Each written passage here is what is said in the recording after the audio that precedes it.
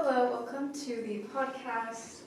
Today we have Luke and Lewis, and this is going off of our media and bias broadcasting project. First, I would just like to welcome you guys and have you both introduce your names. Yeah, first of all, thank you for the welcoming to the podcast. I'm Luke. I've been watching sports for 10 plus years now. Kind of feel like I've been watching more than that, but that's about where I'm at. Yeah, no, my name's Lewis. I've been watching sports pretty much all my life. I was born into a big sports family, so. That's great, awesome. So I'll ask you both, what got you interested in watching sports? Well, I'd say the first time I started watching sports was when the Broncos and the Panthers were playing in the Super Bowl. Watching Peyton Manning go out there with his old age, tearing them up.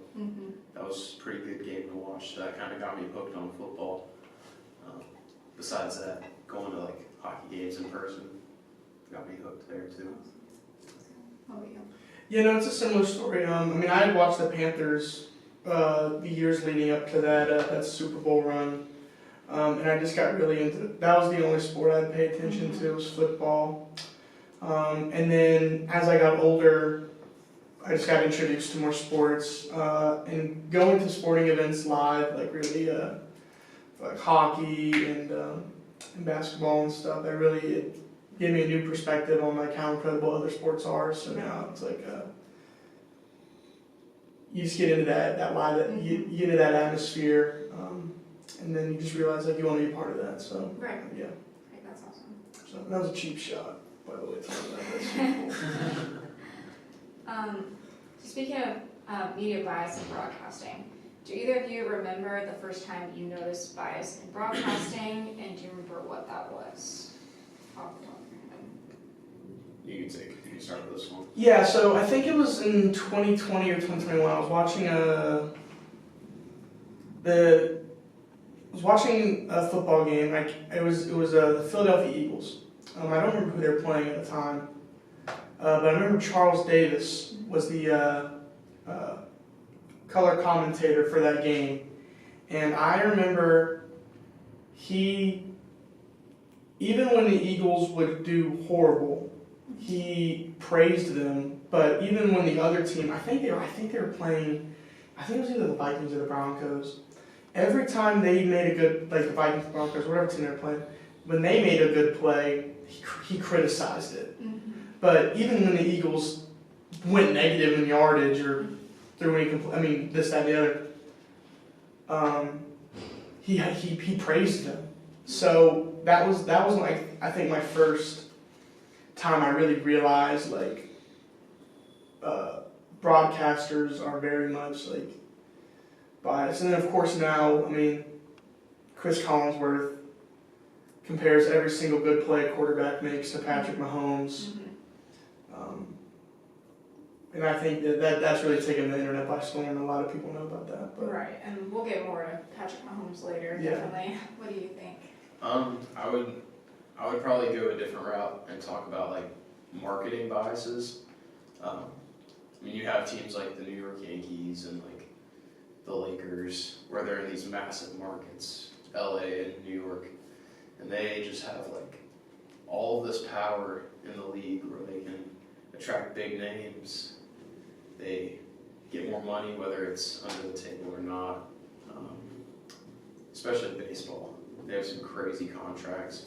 The Yankees do, and it seems like they can just keep adding star players on top of star players, and that just makes it an uneven playing field. Right, yeah, it's really interesting to see where you guys have noticed the bias in separate sports, whether it's NFL or Major League Baseball.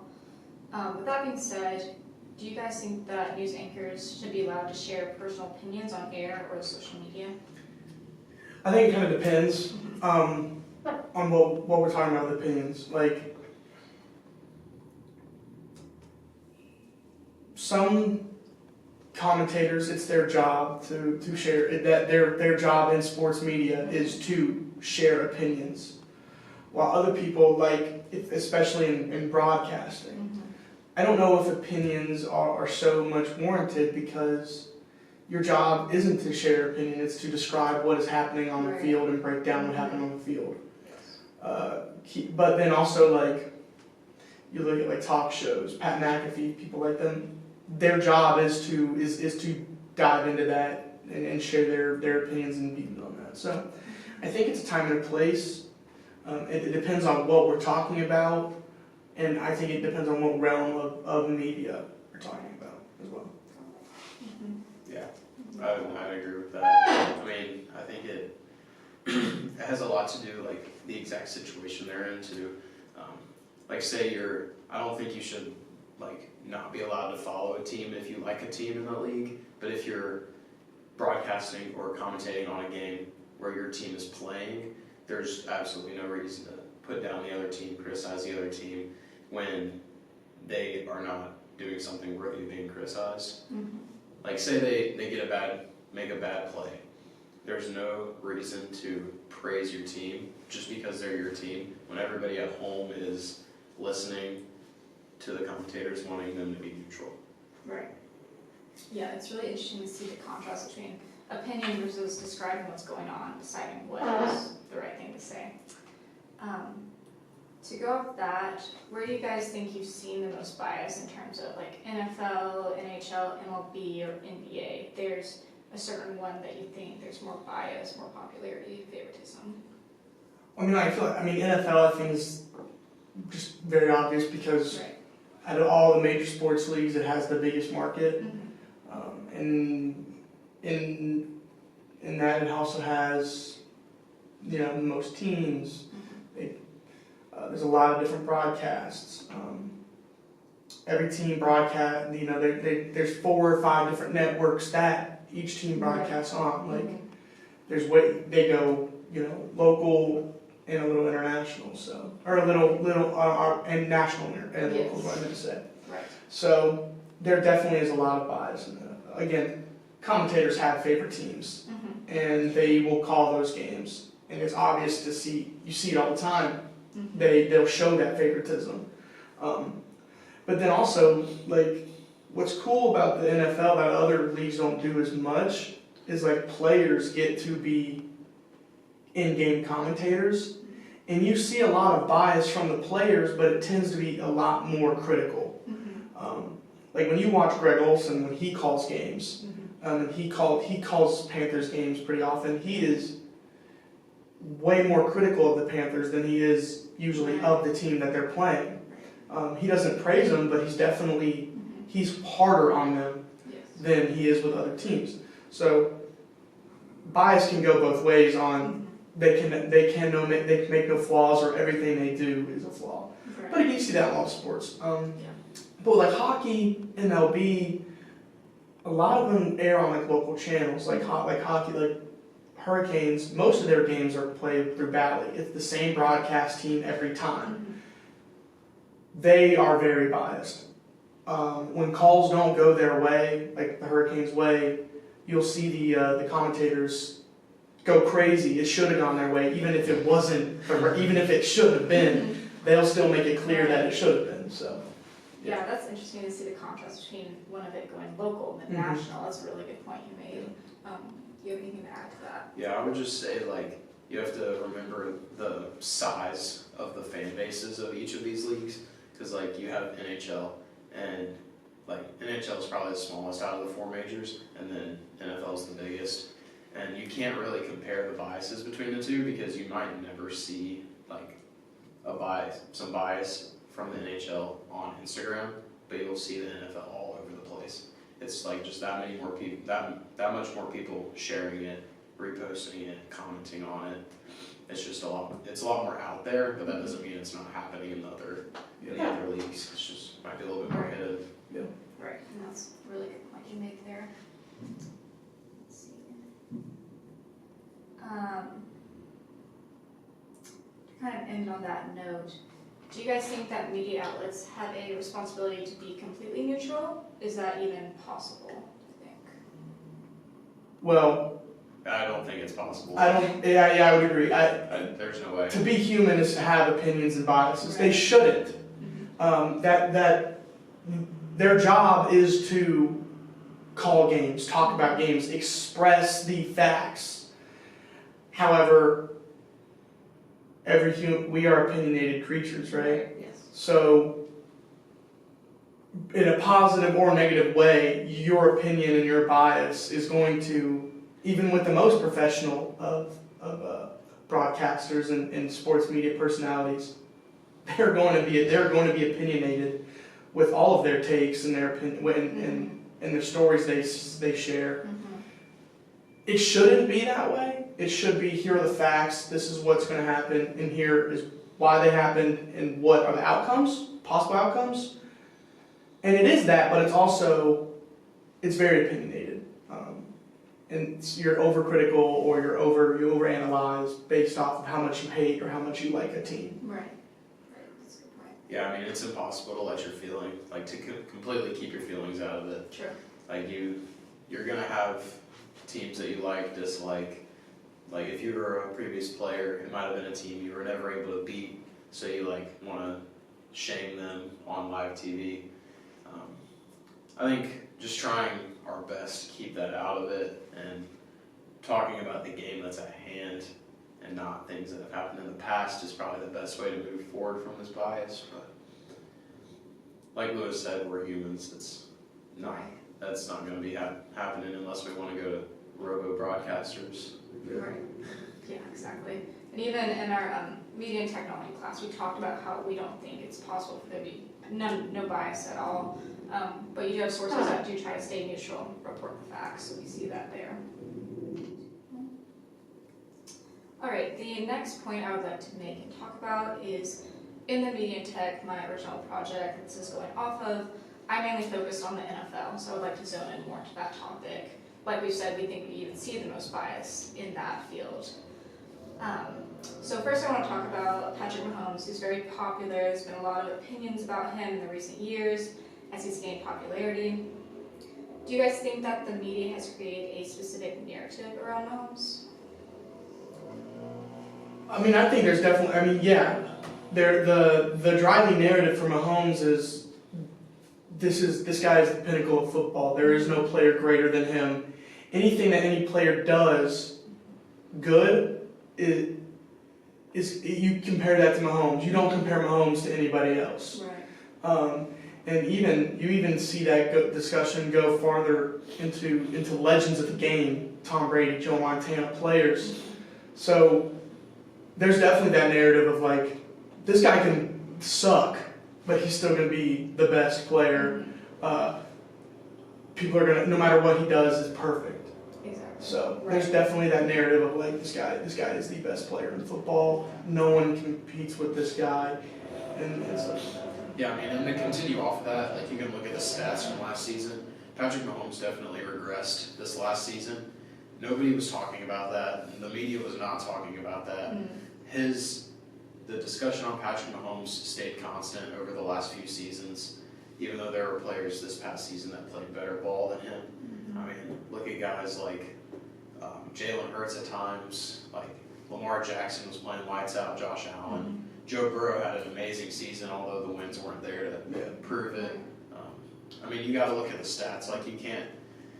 The stats are the only source that is like not biased, because stats are stats. It shows what actually happened. I mean, looking at that, you can see that what the media discussed did not line up with Patrick Mahomes' actual gameplay.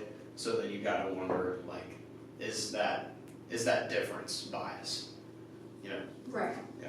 Yeah, it's really interesting to recognize the favoritism towards him and how it's different towards other athletes who are on the rise and becoming a star, but yet they still zone in on one person. Exactly. Almost like it's hard for them to move on like it was from Tom Brady to Patrick Mahomes and such. So if Mahomes were to play a bad game, do you think the broadcasters treat him differently, or do they still hype him up, or what do we see there? You'll notice when Mahomes has a good game, it's Patrick Mahomes did. Patrick Mahomes did. But when Mahomes has a bad game, it's, well, the Kansas City. It's never Mahomes' fault when, and you can go back and watch the games, this is the truth.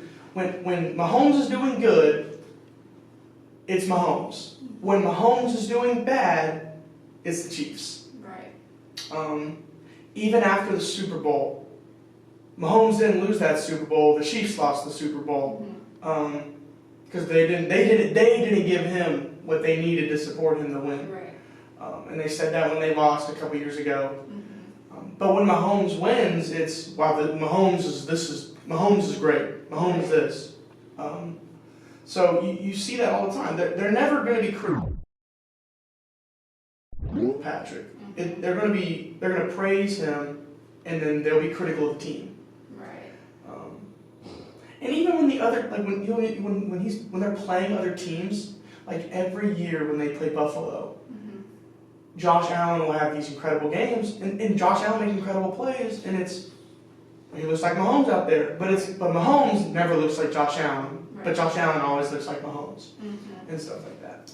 Yeah, it's like they're two separate players, but then trying to compare them consistently. They both play well, but then they play differently at the same time, and it's almost like they're babying Patrick Mahomes in a way, No, for sure. which is really interesting to see. Do you have any takes on that? Yeah, I'm gonna kind of flip this a little bit. So this last time that the Bills and the Chiefs played,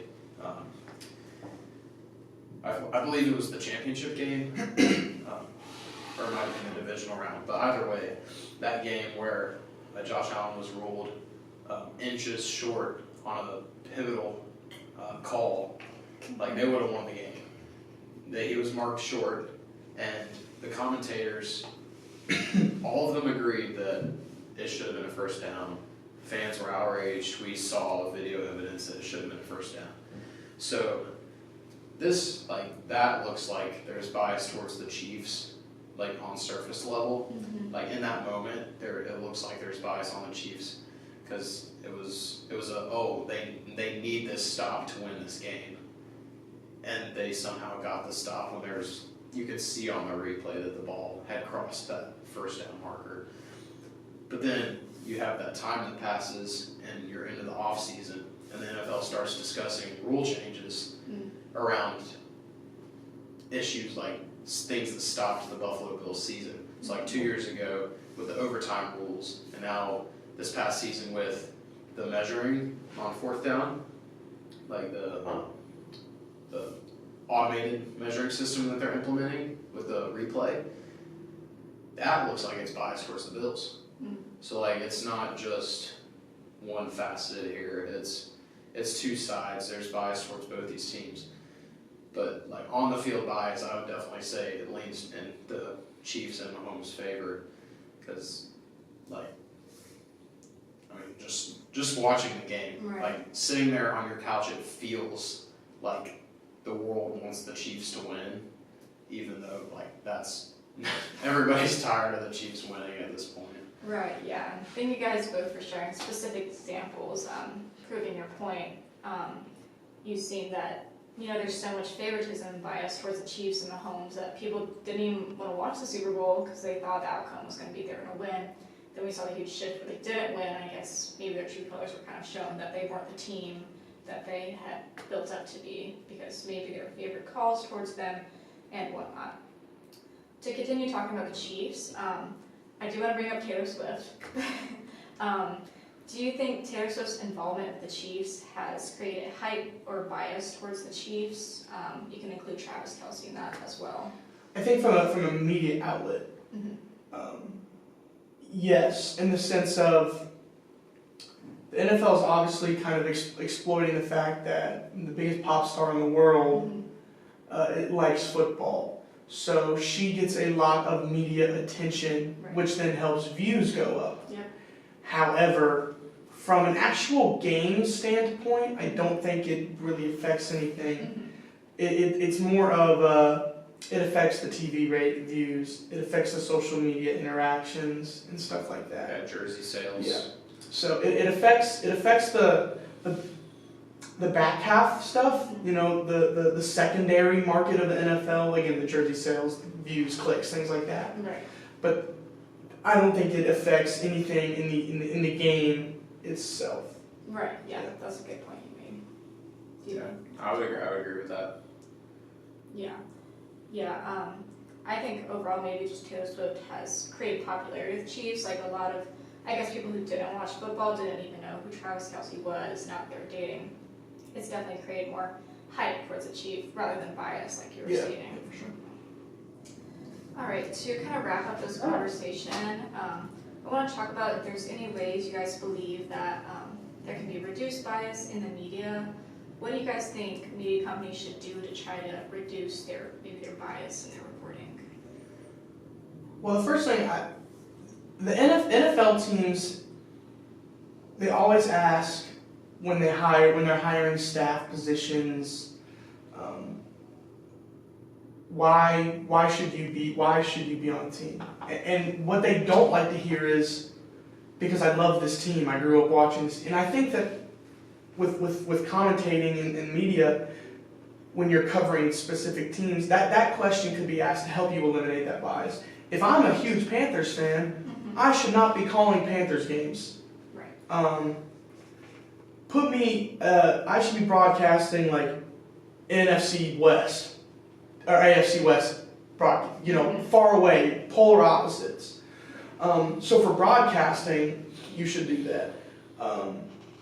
For media outlets like Pat McAfee, Stephen A., stuff like that, it's a little different because you are an umbrella at that point. You're covering a little bit of everything. Right.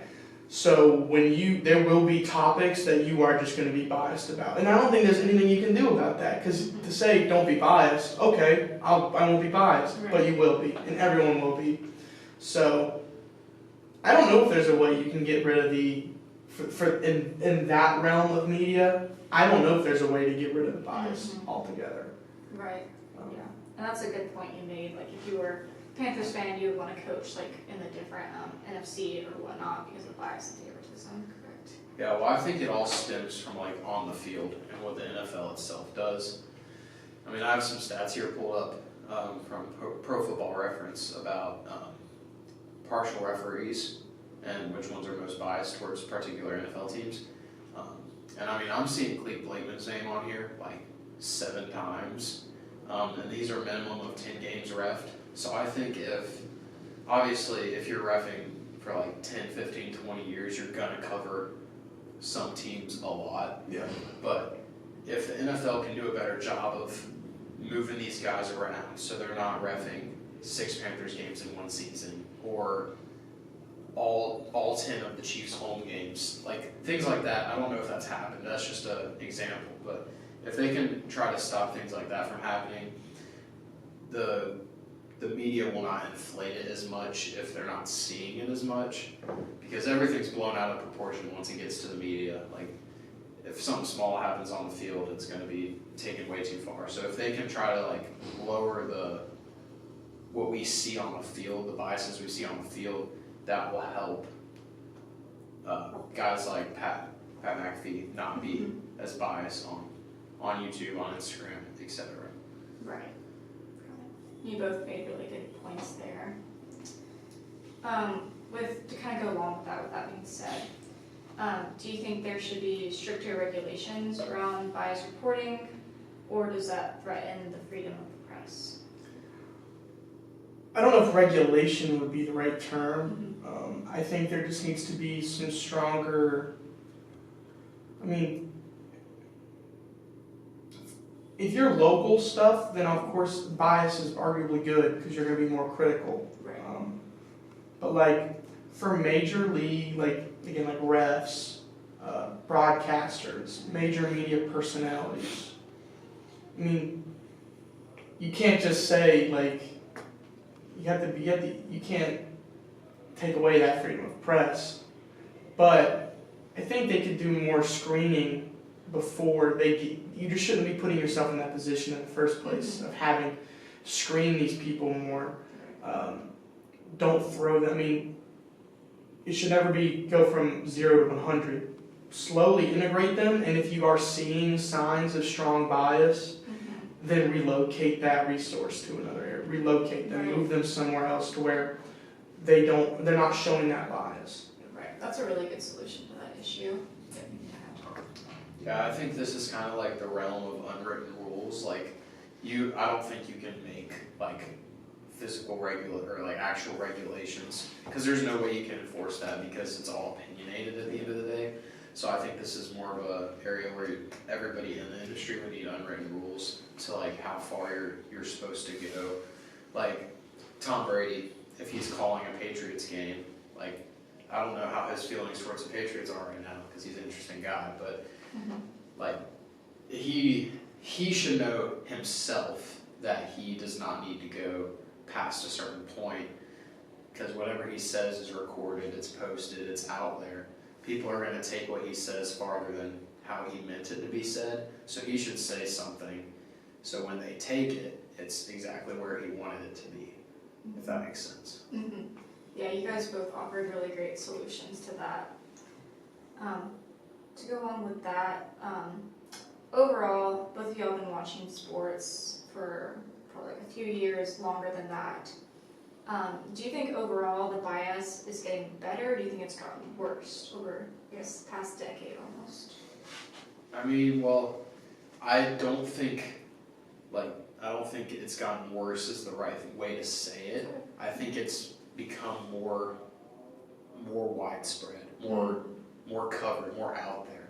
Like as we've seen social media growing, it's you see the bias, like first thing in the morning when you get on social media, it's there. Right. In the past, it might take 2 days or the next day for you to get it in the newspaper, like, oh, this controversial thing happened in the baseball game last night, blah, blah, blah, blah. Like now, the second it happens, all the outlets are posting about it. People are flooding the comments. Right. Like it's a much more widespread thing. So and with that being said, it's hard to be able to see if it's actually like gotten worse or not That's a good point. over the last like 10, 15 years. Right. Do you have anything to add to that, please? I mean, I agree. I mean, I don't think saying it's gotten worse. It's just easier to see. Yeah, more prevalent. Yeah. Again. Yeah. Yeah, definitely more prevalent. And to wrap things up, if you guys had the power to change one thing about how broadcasting handles bias, or maybe how they speak of players, what would that be exactly? I would say, one thing I don't like is media personalities, refs. They hold a lot of the cards. They can say whatever they want about players. They change the effects of games, and yes, that's their job. But when it's negative, it can affect people. But the players cannot respond to that. They'll get fined. They get publicly Right. So I think